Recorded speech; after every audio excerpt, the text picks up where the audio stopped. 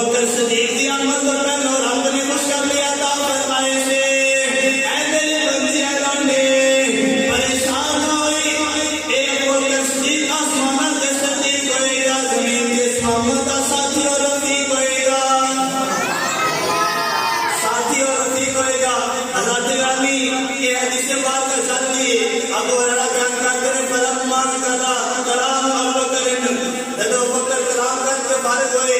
نظر جبرائیل علی رسول اللہ صلی اللہ علیہ وسلم اللہ نے جبرائیل کو فرمایا اے جبرائیل جاؤ جلدی میرے محبوب کے کھول جاؤ جا کے میرے محبوب کا پیغام دو وقال صدق بکر